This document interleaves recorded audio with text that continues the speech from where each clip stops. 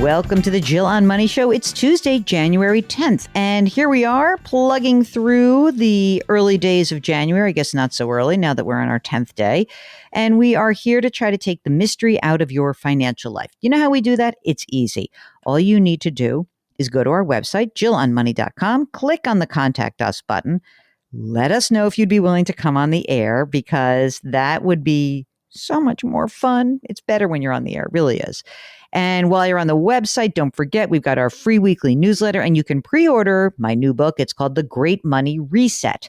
And when you pre-order the book, right now, you get to join us for a free live, first time ever Jill on Money webinar. Going to be a lot of fun. It's an experiment for us. We're doing it because we want people to go ahead and pre-order the book. That would be wonderful. Today, we are going to the mid-Atlantic region of the United States. Vicky's on the line. Hello, Vicky. How are you? I'm great. Thank you, Jill and Mark. What's going on? What brings you to us? Well, your new slogan for this year, I didn't hear it until like 2 days ago, but it's change your work, change your wealth, change your life. Yes. And that's actually what brought me here. So my husband was actually offered a big job opportunity, which he eventually ended up turning it down, but that created a lot of conversation and thought in our lives. So what made him turn it down? Was it like, I don't want to start over? Is it like, what do you think? I think there could have been some of that. I think the primary thing is that he can work remotely right now, and it gives him a lot of flexibility. He has a lot of time off so that he can go and travel and see our kids in different areas and that kind of thing. So a little bit of both. You know, what's interesting is that it does, I mean, when you get those opportunities, it does get you to reorder your priorities, right? Yes. And I was just talking to somebody who's a hiring manager, big bank in New York, and they were telling me, oh my God, I have such a hard time hiring people, and like lamenting, oh, these kids, they don't want to come into the office. It's so hard. I'm like, well, I don't know. Like, not a lot of people want to come into the office. Like, some do. That's a big deal. And once you have a taste of it, going back to doing a daily in the office with a commute, or not even a big commute, but it's a thing, right? And I'm glad that it has helped you guys maybe think about what your priorities are. So how does this set you up for your next set of decisions? Like, what's going on and how we can help you out? Let us know. We're looking to, he could retire, I think, any time, but he keeps saying, well, at the end of this year. So now he's saying at the end of this year, 2023, and we'll reevaluate that. We started thinking that we really can live anywhere we want in the United States. And that's actually created a lot of questions for us. So we love where we live now, but we do have a lot of money tied up in our house. Well, a lot for us. And we could move someplace we've lived before, which is a dynamic, awesome city with lots of scientists and engineers, which is a cool place to be, lower cost of living. Or we can move to be near my daughter, who's moving away from this area, and that's 2,500 miles away in a cold environment. Wow. with a lot of cool things around it, like Yellowstone and things like that. So we have kind of three options that we're looking at right now. Okay, so let's before we do our three options, let's think, like right now, you mentioned a house. How much is the house worth? I believe it would be worth about $740 or $750. So let's say $750. I like rounder numbers. Okay. And is there a mortgage outstanding on it? No. Okay. Let's talk about how much money you guys have saved. So do you both work or just your husband? He works, and I am sort of retired, but work PRN as needed. Okay. And so how much does he earn right now? $128. He contributes to a retirement account? Yes. How much money is in the retirement account? $870. What is the, what about other stuff besides and is that all pre-tax? Yes. What is the other kind of assets that you have accumulated? So I have a Roth of $13K and a 401K of about $345. Great. And what about non-retirement accounts? Any like brokerage account or cash in emergency savings? What do you have? We have about $58,000. in savings. Okay. How old are you, Vicki? 63, And hubby? 66. And will your husband or you be entitled to a pension? He will be. Oh, tell us more. So his pension will be 52,000 when he retires at this year. It has a survivor benefit of 50%. Is his hope that he could retire at the end of this year or not? Like you said, reevaluate, but like, does he want to or does he not want to?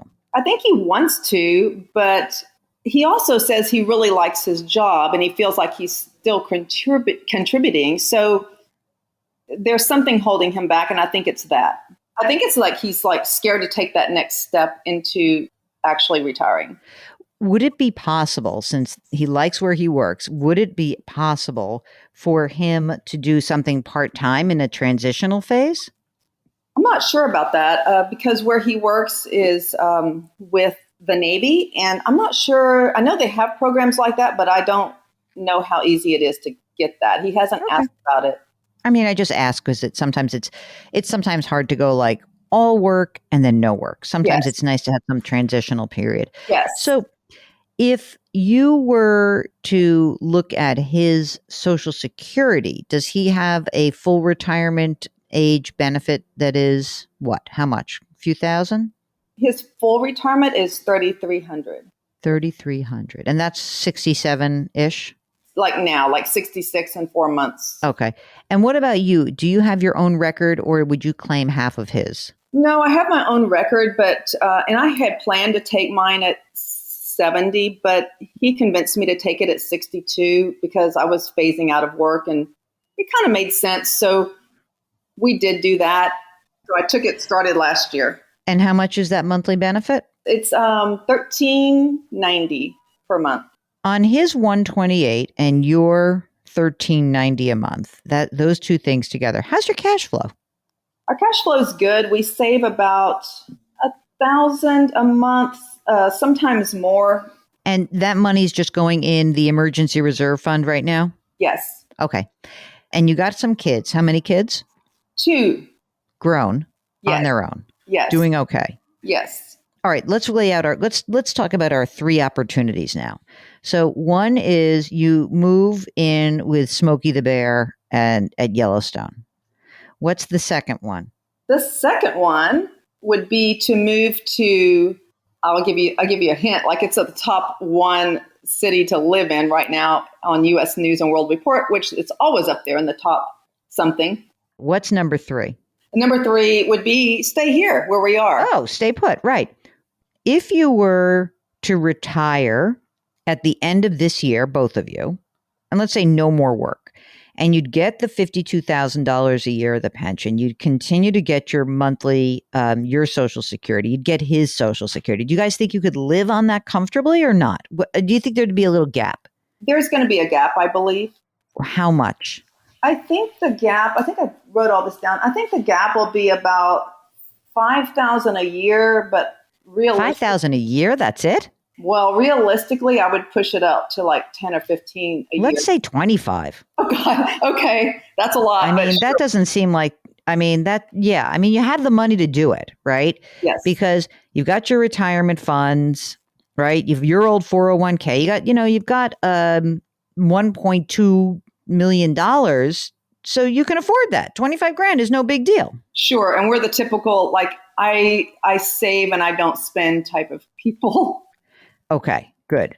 If that's your goal, you can do any of these things. So this is great. So when you and your husband listen to this together, Mr. Vicky, here's the thing. You can do this. You can do this at the end of this year. But if you're a little freaked out by it, then there's some options for you. One is to ask your boss, hey, you know what? I want to give you a 1-year notice. Happy to work part-time. You can, we'll be fine, blah, blah, blah. And see if the answer is like, no way, get out of here. Or, wow, that's great, please. Right? So that's a possibility. The other possibility is that, you could, obviously, if you're willing to do some work and he's willing to do something just to keep himself busy in this, either where you are now or somewhere else, just not a high stress job, but something to make your husband feel useful and part of something, then that will make it all the better. But you guys have no financial problems, because if you were to sell your house, as long as you are spending $750,000 or less, then you're fine. And that's your metric, by the way. Or you can like put the money in cash and be nomads and rent for a while and figure out where you want to be. But like, there's no problem here. This is all good. It feels to me like, there's no problem. He knows on some level there's no problem, but you're just having a hard time figuring out how you get from here to there. Is that right? I think so. So what can we do to make that better? Well, he can try to transition. You can say to him, like, we're not delaying this forever. Like, that's the only problem that I have with like, let's reassess at the end of this year, because then all of a sudden it's the end of this year and then you're nowhere. So how do we move you forward? You show him, or you listen to this and you say, we're fine. We're totally fine. We can afford this. And then if he's really still stuck, then it's just him feeling kind of weird about his aging and how does he feel like he contributes? And, he needs to shrink more than me. I think that what you need to do is give him something that is task oriented to get you forward, to push you forward. So I think at the end of this quarter, what he needs to do is really make a decision like, I'm going to be done at the end of this year or not. Yes. And I think that he should start thinking about what are other things he would want to do if he weren't doing this job, because you have to wait. You can't go to your boss today unless you have a fantastic relationship with the organization. You can't go to your boss today and say, I'm thinking about doing this, because then they're going to be like, oh, he's out the door. Goodbye. You know what I mean? So I think it would be worth it for him to start to consider, like, what is it that I want to do? He has to do some work here. I mean, it sounds crazy. You have to work to retire, but you kind of do. I think that's how I would do it. Do you guys have anything else like estate documents to do? Do you have life insurance policies that are kicking around? Anything else? So Jill, we took care of all that. Because you knew I'd be asking. Yes. No, actually, I did take care of that about 2 years ago. We had really poor, we had a will and we had no advance medical directive. So it was all pretty bad. So we took care of all of that. His life insurance policy expires in about 2 years or so, maybe something like that. So yes, we have all that taken care of. That's great. That's great. Good luck. I think you can do this. Let us know if we can help you going forward, really, because I think that these transitions are fascinating to me. It's really like my favorite story is like when you started and saying he got a job opportunity for more money and he didn't, and you realize like, oh, actually it's not the money. It was a lot more too. It wasn't just a little bit. It was a lot more. And how much more? I'm just intrigued. Well, so it was actually about $40K more than he's making now, but he would also be collecting his pension. So that's like $90,000 more. Yow. But you know what? He doesn't need to do this. Yeah, that's what he thought. He's like, he doesn't need to do it. He's right. Yeah. He's right. And I think that you guys are in really good shape. Go ahead and like baby steps. Let's get you there. You need my new book. I know. You really do.